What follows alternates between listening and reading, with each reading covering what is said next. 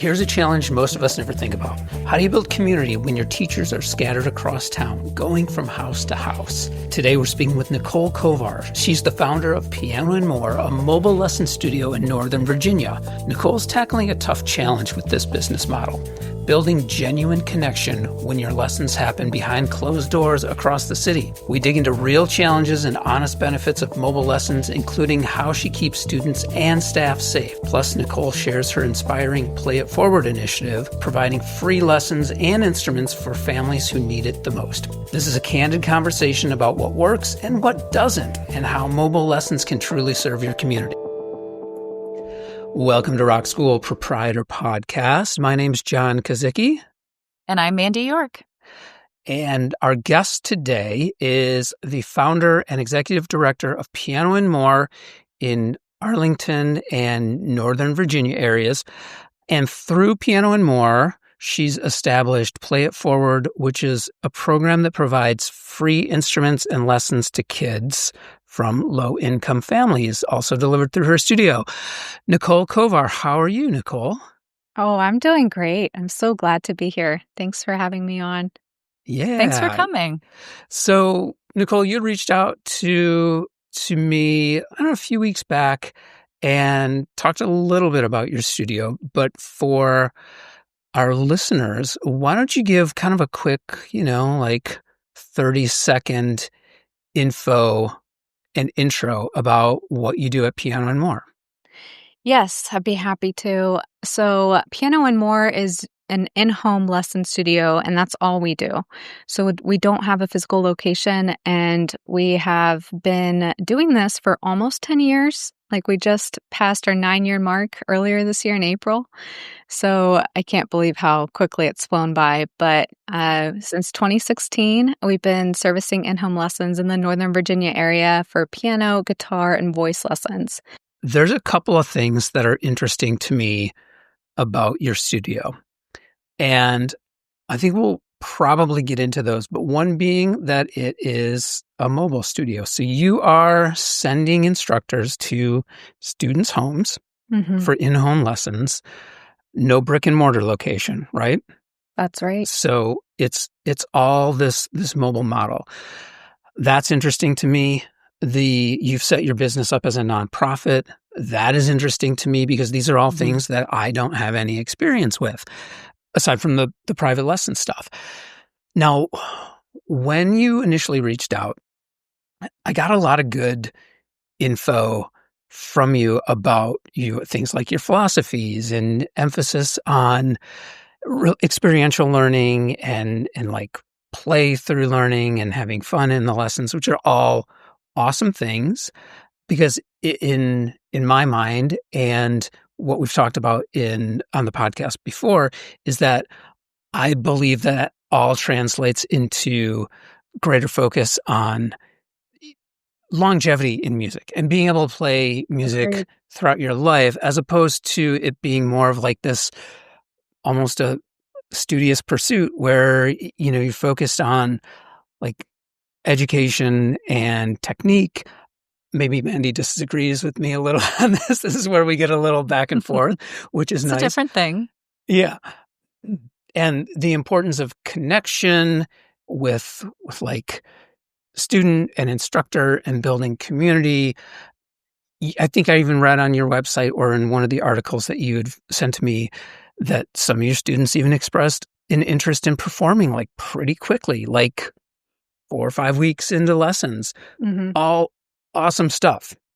But it does beg the question in my mind, with the mobile setup, and you have an instructor going to work with a student in their homes, how do you build that community, right? So it seems like a very kind of isolated scenario, at least compared to what I'm used to. And I know what Mandy's used to, where on a daily basis we have students and families interacting together in our brick and mortar studios. So, how do you promote community with the in-home lessons?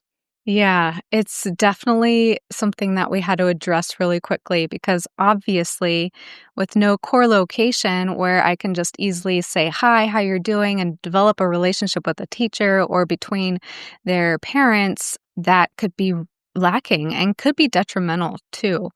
So we definitely had to acknowledge that. And then on top of everything, a majority of our students are piano students. And Hmm. piano is naturally kind of like a solo instrument. So it was kind of a double whammy. Like, how do we create community when there is this distance and sometimes we don't know what's happening? Like, what do the relationships look like? Sometimes I have to wait till the recital to see like what kind of dynamics the teacher has with their students. And so that is something I definitely had to think about. What are the things that you're looking for?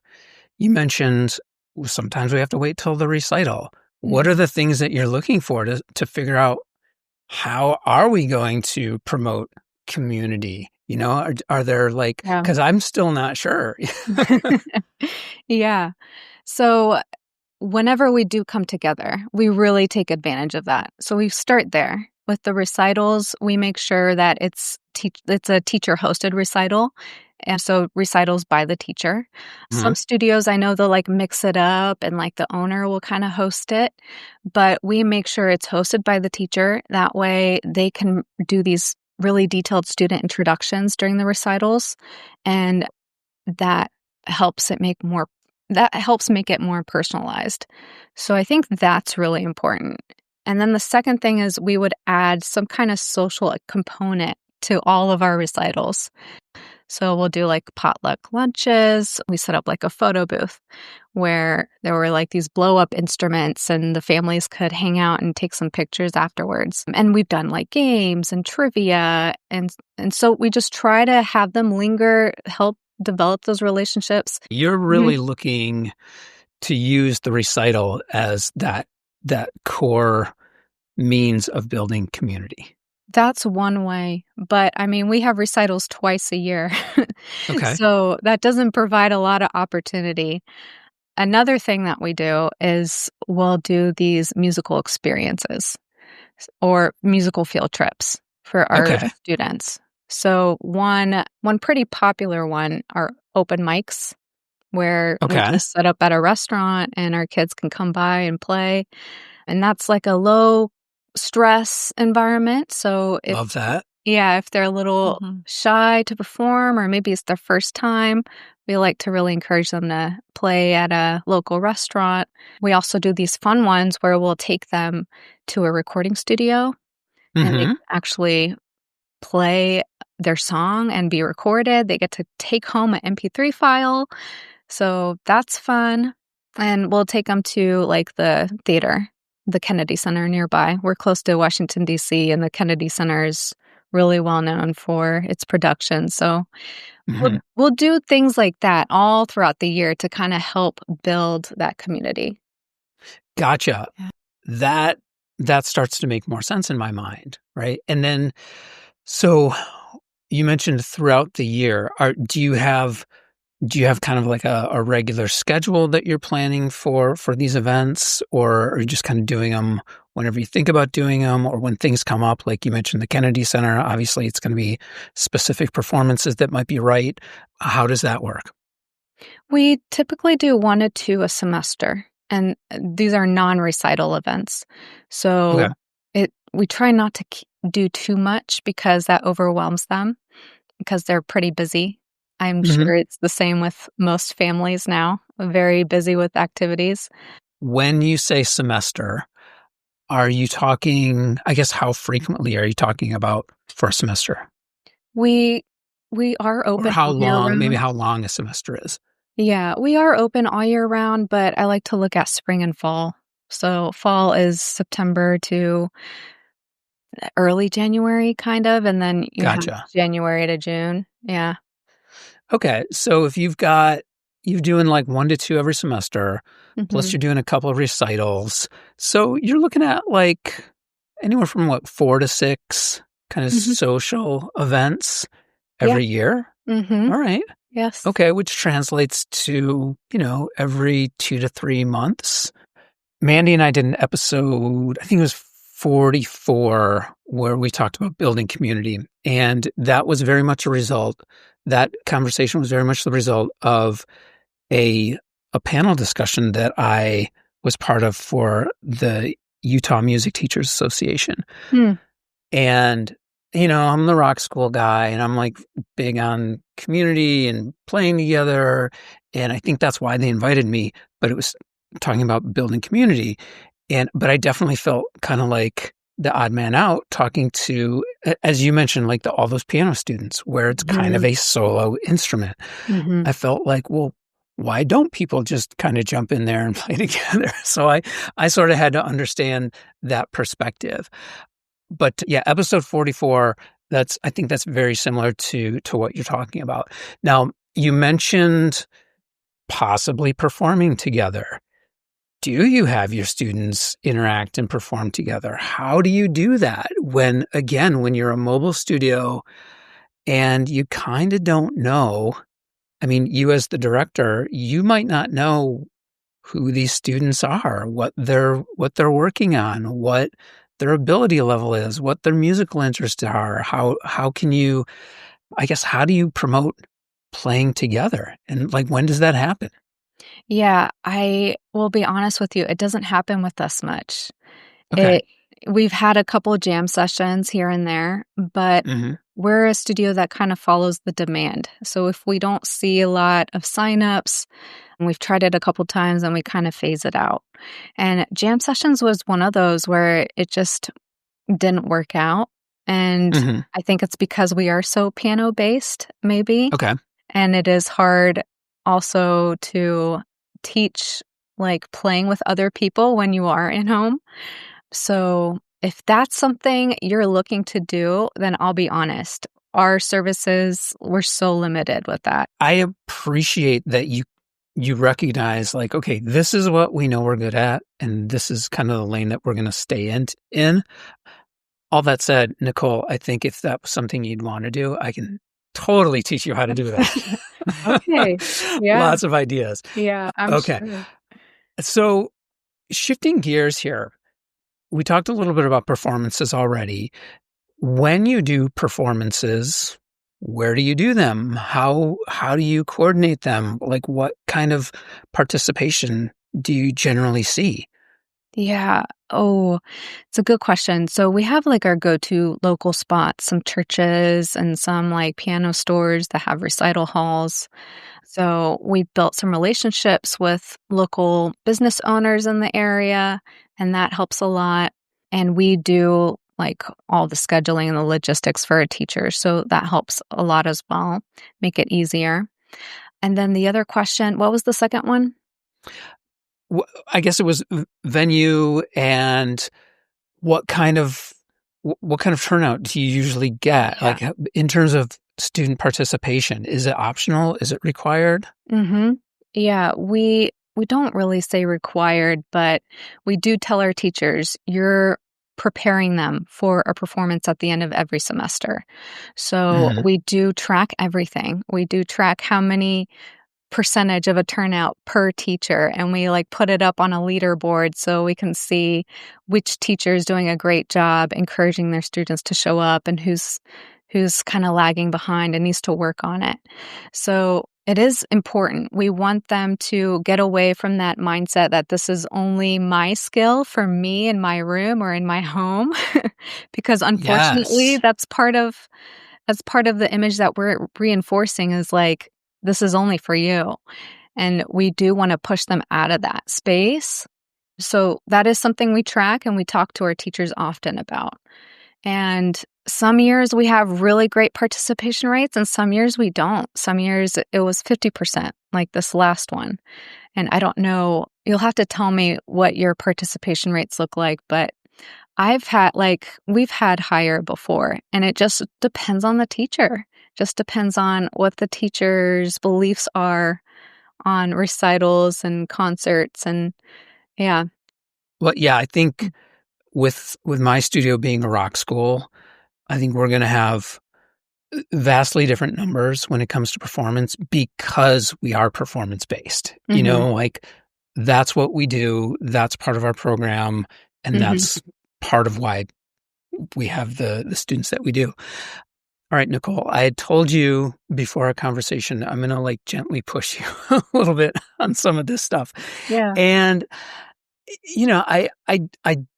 I don't mean to back you into a corner, but I also am about like kind of figuring out like how we all elevate what we do.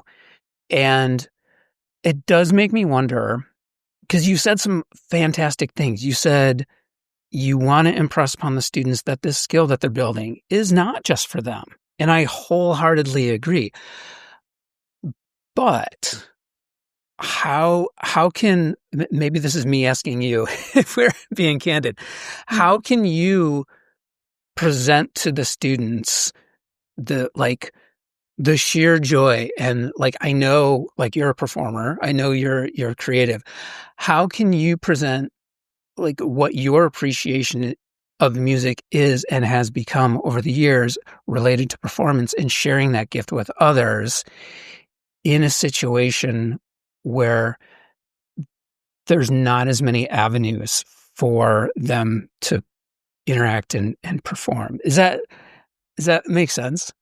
And I don't Yeah. know if you have an answer right now, but that's like one of one of the burning questions in my mind is I love where your head is, but it does make me wonder like, man, are these two things like just not quite connecting in a way that I think could be amazing? Does that Mhm. make sense? Yeah. So, well, I do have a question. How often do your students perform in a year? So we do regular performances at least 3 times a year. We're right in the summer right now, so generally in the summer, we do a lot more community-based performances. Mhm. So, I mean, it's not uncommon for us to do 5 or 6 performances in a year, but the students are also interacting every week in band rehearsals. Mm. So, Mhm. as far as, like, performances go, yeah, there's lots of performances, but the performance is almost like the icing on the cake. Yeah. That's when, like, the bigger community comes together, the Mhm. parents, the grandparents, the friends. Yeah. They get to come together and celebrate Mhm. what the kids have been working on for literal months. So, I think there's performance as a means of building community, but then there's also the once per week or more frequently when students and parents are interacting on a regular basis and communing around music. So, yeah, Yeah. just my 2 cents there. Yeah. Like, we definitely encourage performances, right? We have multiple performances every semester. What we don't have and what we lack is that group performance. That's something that we can't attain at this moment. Yeah, But I and I'm s not saying you should, right? Mhm. I wouldn't be doing I wouldn't be being myself if I didn't mention like, "Man, Nicole, you've got, like, this great perspective on how important music is," and just trying to I'm just dropping little seeds, planting little seeds here and there to Yeah. get you to think about it, Yeah. not And asking you to change I your business model. Oh, yeah, and I totally get it, and that's why, like, I say it all the time. When you keep your skills for yourself, that's half a gift, and you're not getting all Love of that. it. It's when you share it with others, that's when it Mhm. becomes the whole gift, and that's Yeah. where the magic happens. So, this is something that we do tell them, and we talk to them about, performing and putting themselves out there. Like, for example, when my students would go on vacation, there's they they're usually staying at a hotel, and some of these hotels have pianos in them. And the first thing I would ask them is, "Oh, you're going to a hotel? Do you know if it has a piano?"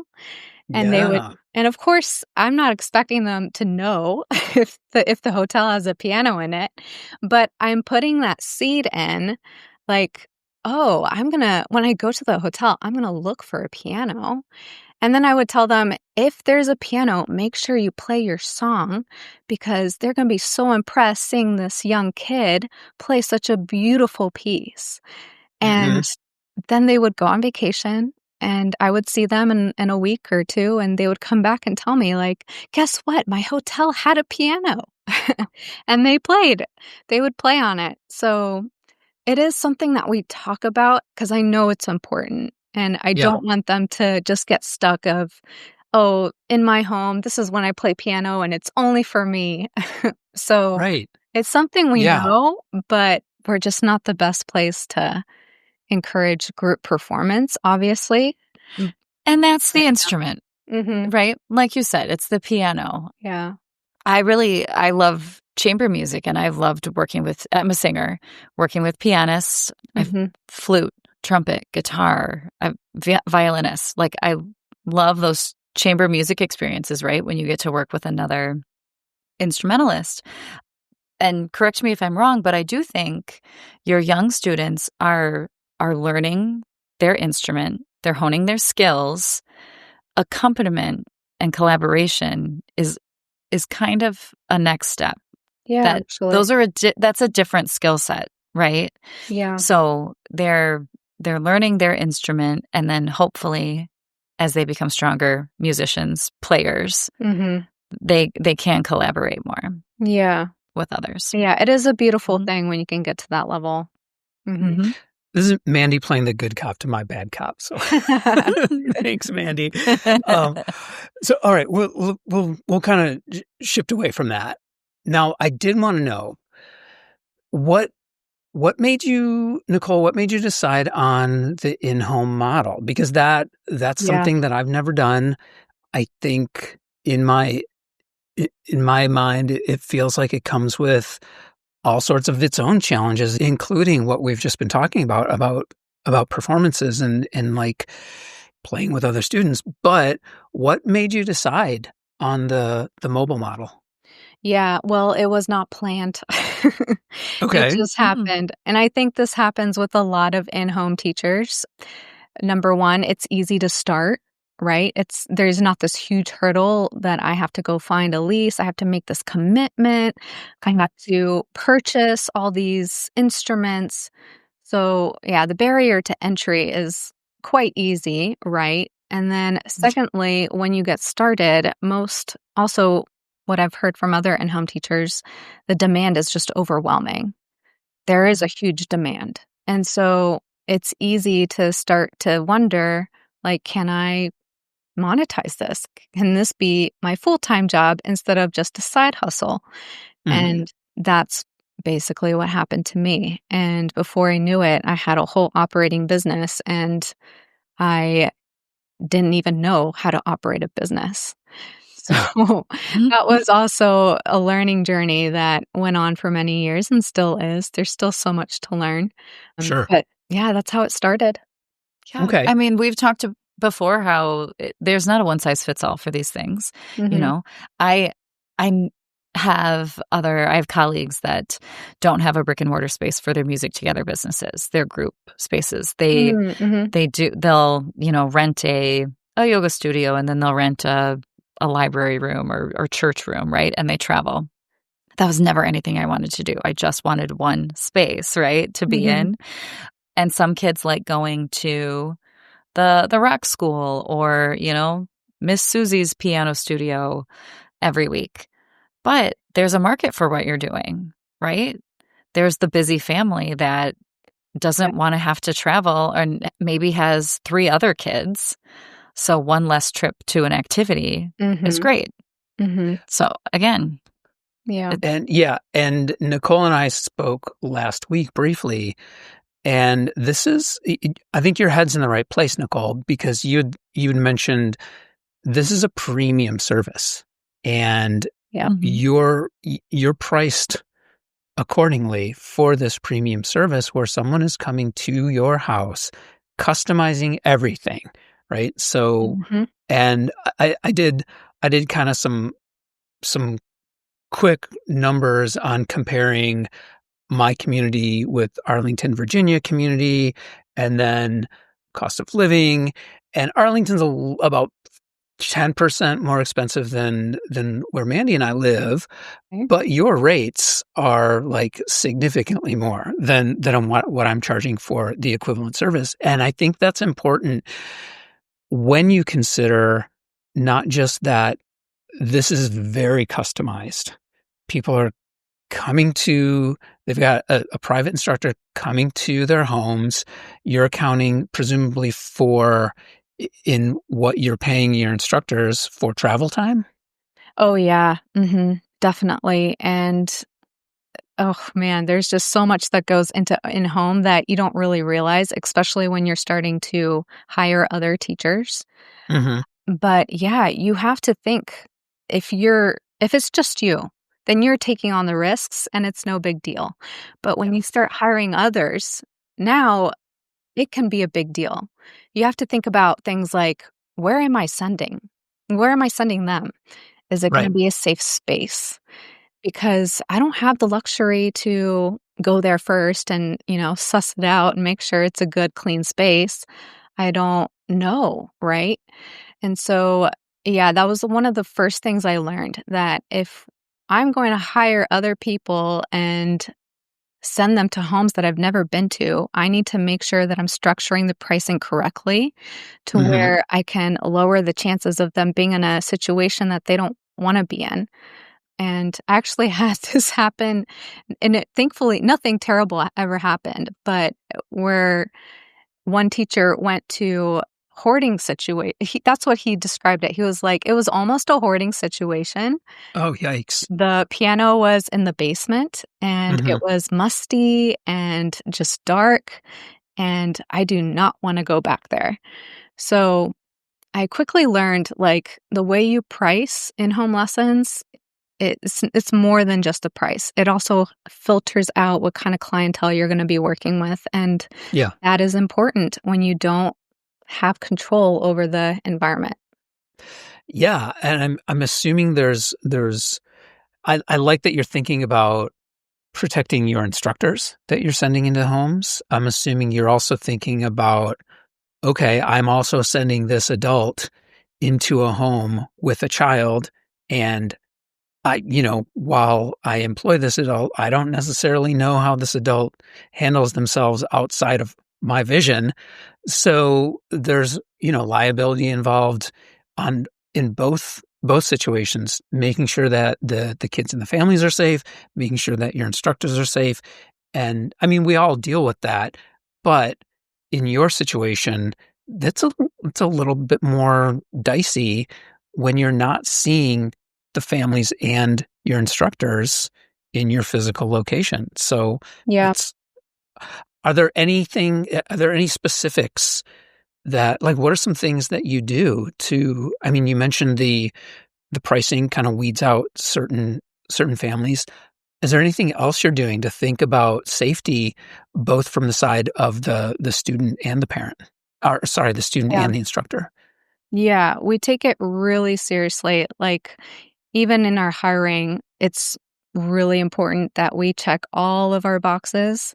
And if Mhm. we can't check a box, then we will delay the hire, even if we really need them. So, one example is, obviously we do the background checks, but we'll do a deeper background check, probably more deeper than what a traditional on-site location will do. So, Mhm. we'll even look at their driving record, because Sure. they are driving to throughout Mhm. your neighborhoods. They're representing you. So we want to make sure that they're not speeding or getting a lot of tickets. And if it does come up, we talk to them about it. And we had that Mhm. happen recently. So those are little examples. Of course, references, who refers them, and their resume, we actually double check it. Like, are they who they say they are? Mhm. So we will spend probably a lot more time on an applicant before hiring them than a traditional studio. Okay. Are you ever at all worried about, again, going back to that dynamic where instructors are going to the student? they're personally building that relationship with the student and with the families. Mhm. The families are seeing that instructor from week to week. Are you ever worried about either from both sides, from the instructor or from the family, just at some point thinking like, "Oh, Nicole's just kind of the middle person. Yeah. I'm gonna just do this on my own." Yeah, that's such a good question, and it's actually one of the first questions I had. Like, Okay. and it's when I was telling people like, "Hey, I have this idea, like there's a lot of demand. I think I'll start hiring other people." That was the first thing people would tell me is like, "You're crazy. You're going to do all this work and then the teachers will take the students and leave." And so it was a big fear. And so I had to, as I was designing the business model, I realized I have to offer more than just lessons because this will happen. Mhm. And so we've made it more of a lesson experience, and we have like our clients, our students, they enroll into memberships, and you can we've already kind of talked about what that also offers, like with the field trips and things like that. But Sure. I think starting with teachers, I learned that I need to build a brand and culture where we make their lives so easy and so good Mhm. that will, if they considered it, will change their minds, Yeah. or it will just feel too daunting to, leave because they have it so good. And we really do take care of them really, like we spoil our teachers.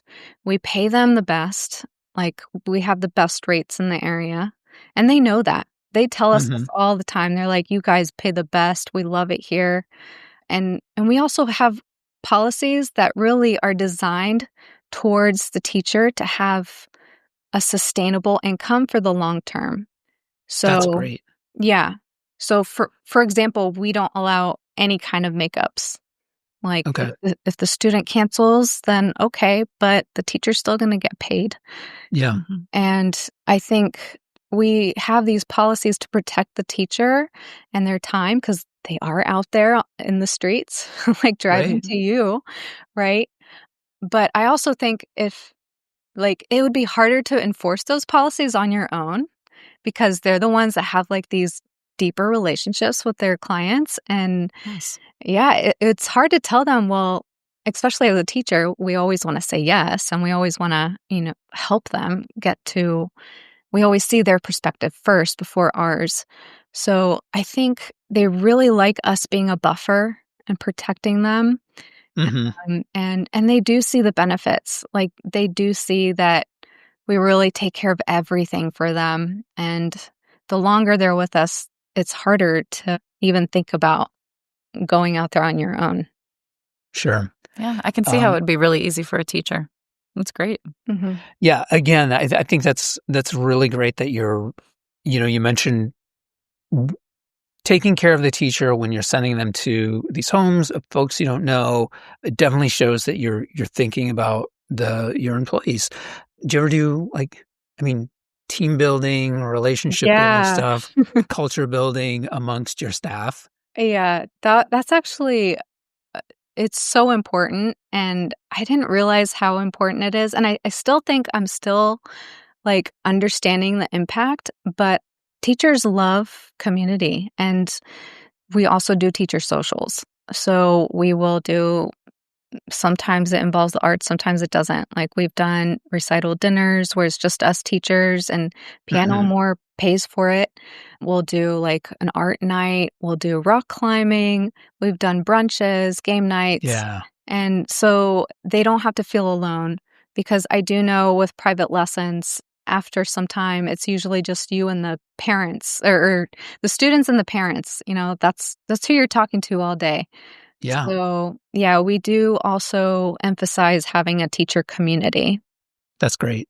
That is fantastic. Mhm. Now, we're almost out of time here, but I did wanna touch a little bit on the a little bit about, like, nonprofit status, and then also your program where you're providing free lessons to low-income families. So, Yeah. nonprofit status, why did you decide to go with the nonprofit model? Yeah, it all stems from a story. We Hmm. had built a studio after a couple of years, multi-teachers, and I was helping some teachers host the recitals, and I noticed like all day, and this was recital after recital after recital, and I'm just like, this is such a diverse area, but when I'm looking at our recitals, it's not diverse. And it made me really start to think, like, why is that? Where is everybody? And Hmm. I looked into the public schools and I realized they don't teach any kind of public or any kind of keyboard or piano classes. And I re- didn't grow up in this area, but I do remember having them. Like, I didn't take them, but I do remember like a keyboard class. Like, that was an elective that I could have taken if I didn't have piano lessons. So it just made me realize, like, this used to be a very common instrument, and it's slowly becoming an instrument that is only maybe for people that have the income to Yeah. invest Mhm. into it, because it's also an expensive instrument to buy up front. Yes.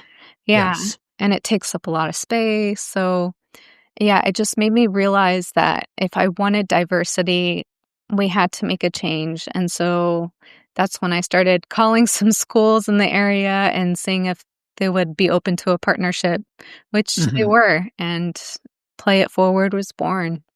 That's great. And what additional hurdles do you generally have to jump through, or when you're because you're set up as a nonprofit? I'm assuming that you have to have a board, and Hmm. board has to approve big decisions, right? Does that slow things down? It does slow things down. Yeah. Before I could just I could never do it. Yeah, before I could just be like, "Okay, let's try this. I'll do Mhm. it because I feel like it." And now I have to present myself like, "This is why. Here are the pros and cons. What do we Mhm. think?" Yeah, it does slow things down a little bit, but there's also a lot of good perks. Great. Well, I commend you, Nicole. I could never do the nonprofit thing because of what you just said, because of how slow it is, because you have to get people to approve things, and I just wanna, Yeah. like, I don't Mhm. wanna do it. Well, so Nicole, I appreciate you coming on the podcast. I'll apologize for pushing a little too hard on No, the culture stuff and that's the that's performances. why we need you, John. We need your rock band school. Come to Northern Absolutely. Virginia. Yeah, but again, just like planting those seeds so you can think about it. Yeah. So that's going to do it for this episode of Rock School Proprietor Podcast. Nicole, we will link to your website and anything else you want us to share in the show notes. Thanks again for coming on the show.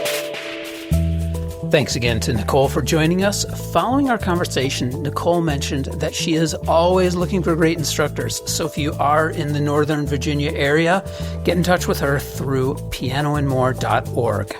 If you have topic suggestions or questions, contact us at info@rockschoolproprietor.com. As always, we'd love to hear from you. We put together some great free resources over on the website, rockschoolproprietor.com, and our private Facebook group, Performance-Based Music Programs and Rock Schools. On social, I'm at rock.school.proprietor on Instagram, and John Kazicki on both LinkedIn and Blue Sky. Ratings and reviews on Apple Podcasts and Spotify are always appreciated. If you enjoyed this show and gained insight from our conversation, then we count that as a win. All we ask in return is that you pay it forward, and please share the show with someone you think needs to hear it.